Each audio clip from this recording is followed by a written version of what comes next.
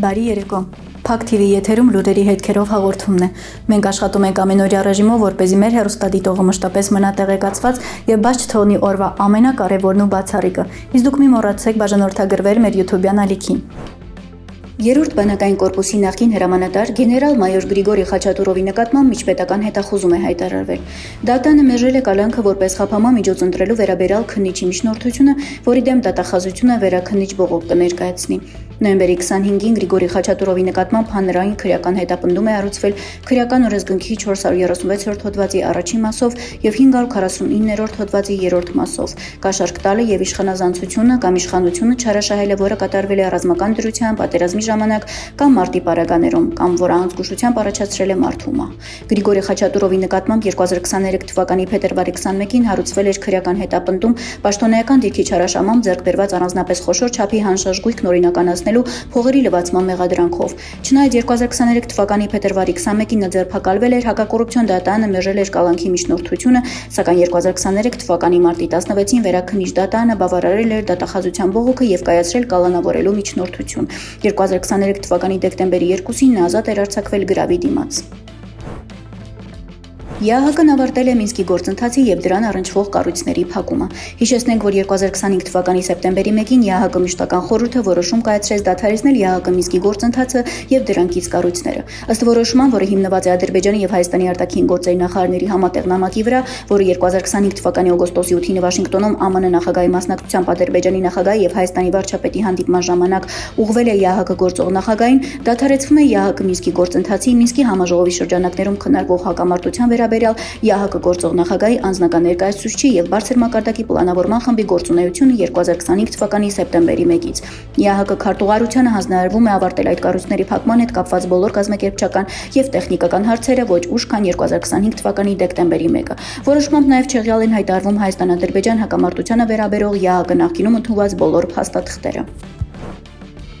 Վան նահանգի Իբեքյոլու շրջանի Բաքրաչը գյուղում հայկական վարագավանք վանական համալիրը ոչնչացման եզրին է։ Տեղացիները այդ վանքն անվանում են 7 եկեղեցի։ Վանքը կառուցվել է 7-րդ դարում պատմական Վասպուրականի նահանգում Վան քաղաքի հարավարևելյան հատվածում Վարագա լեռան լանջին։ Նախկինում այն եղել է Վանի արքեպիսկոպոսի նստավայրը։ Վարագավանքի եկեղեցիների մեծ մասը արդեն իսկ գոյություն չունի։ Այնինչ մնացել է միայն պատերն են ու քարերը։ Համալիրից կիսով չափ պահպանվել է միայն մեկ եկեղեցի, որը նույնպես փլուզման եզրին է։ Պատմական վանքը, որը մինչ օրս համապարփակ վերականգնման չի ենթարկվել, տարիների ընթացքում վանդալիզմի է ենթարկվել գանձ որոնողների կողմից եւ լրջորեն վնասվել է 2011 թվականին Վանի երկրաշարժի ժամանակ։ Փլուզված եկեղեցին արդեն 40 տարի է ինչ գտնվում է տեղացի Մեհմեդ Չոբանի հոգացության ներքո։ Վարագավանքի հարևանությամբ կա նաեւ մզկիթ, որի կրոնական առաջնորդը 1950-ականներին եղել է Մեհմեդի հայրը ու նաեւ նշել է, որ կարեւոր է, որպեսզի հայկական այդ պատմական կառույցը պահպանվի։ Նա նշել է, որ ժամանակին այդ վանքը ծառայել է որպես գոմ եւ իր հոր նախազգուշացումների շնորհիվ է, որ այն չի շարունակել մնալ որպես ախոր։ Տեղացին նշել է, որ վանքը պահպանում է ամբողջությամբ սեփական միջոցներով, ըստ նրա գմբեթներից 3-ը փլուզվել են ու ինքն այն ծածկել է փայտով եւ թիթեղով։ Նա նաեւ շեշտել է, որ բազմիցս դիմել է համապատասխան հաստատություններին, բայց չի ստացել անհրաժեշտ աջակցություն։ Ըստ նրա Հայաստանից, Շվեյցարիայից, ԱՄՆ-ից ու Ռուսաստանից տարբեր խմբեր պատրաստ են կամավոր կերպով աջակցել վանքի պահպանմանը։ Միայն թե վերականգնման ենթարկվի, բոլորը պատրաստ են օգնության, բայց եւ հավելել է, որ պաշտոնական գործընթացներն առաջընթաց չեն գրանցում։ Ադրբեջանը ցանկանում է տեսնել Եմեն Զանգեզուրի միջանցքի մաս։ Նման հայտարարություն է արել Ադրբեջանի նախագահի օգնական Հիկմետ Հաջիևը։ Զանգեզուրի միջանցքը Չինաստանի կենտրոնական Ասիա եւ Եվրոպայի միջև միջին միջանցք մաս անվանելով Հաջիևը նշել է, թե այդ երթուղին կունենա փոխակերպվող ազդեցություն եվրասիական տրանսպորտային լանդշաֆտի վրա եւ որ Ադրբեջանն իրեն համարում է գլխավոր դերակատար այս գործընթացում։ Ադրբեջանցի պաշտոնյաների խոսքով, երբ միջանցքը գործարկվի Ադրբեջանում, դրա տարեկան թողունակությունը կկազմի մինչև 15 միլիոն տոննա բեռ, իսկ ադրբեջանական հատվածի աշխատանքները նախատեսվում է ավարտել մինչև 2026 թվականը։ Հաջիևը նաև ասել է, որ Բաքուն կցանկանար տեսնել Եվրոպական միությունը այս նոր տրանսպորտային կառուցվածքի մաս, այդ թվում ԵՄ-ի գլոբալ դարպաս նախաձեռնության շրջանակում։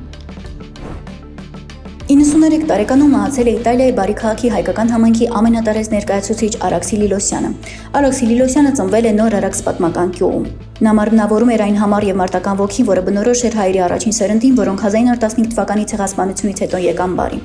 Արաքսին նաև մեծ դերակատարություն է ունեցել Իտալիայում հայ արհեստագործության զարգացման գործում։ 1950-ական թվականներին բարի գյուղերից մեկում նա աշխատել է որպես գորգեր պատրաստող, այնուհետ որպես ուսուցիչ Սան Ջովանի ին Ֆիորեի գորգերի դպրոցում Կալաբրիայում, որը ղեկավարել է նրա հորեղբայրը։ Երկրորդ համաշխարհային պատերազմից հետո այս դպրոցի արհեստանոցներից մեկին է փոխանցվել գորգեր հյուսելու հնագույն արվեստը։ Գորգարվեստը դիտարկվում էր որպես մարդասիրական գործ Կալաբրիայի լեռնային տարածքների բնակչության աղքատությունից դուրս բերելու համար։ Այն հայերը, որոնք Իտալիայում էին հաստատվել 1922 թվականից հետո, անխոնջ աշխատել են իտալական համայնքներին բարիք մատուցելու համար, ծանոթացնելով նրանց իրենց հնագույն մշակութային ժառանգությանը։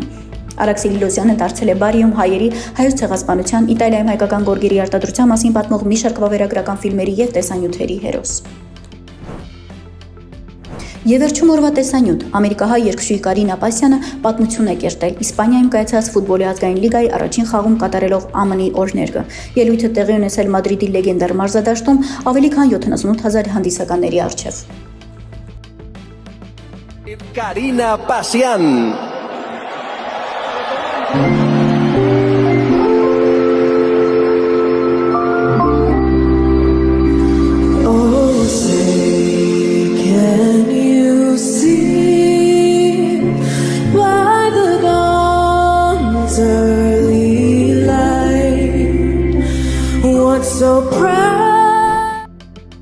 Այսօրվա համար այսքանը։ Շարունակեք բաժանորդագրվել մեր YouTube-յան ալիքին ամենակարևորն ու բացառիկը բաց չթողնելու համար։ Ձեզ առաջիկայում սպասում են նոր բացահայտումներ, նոր ռեպորտաժներ և նոր հարցազրույցներ։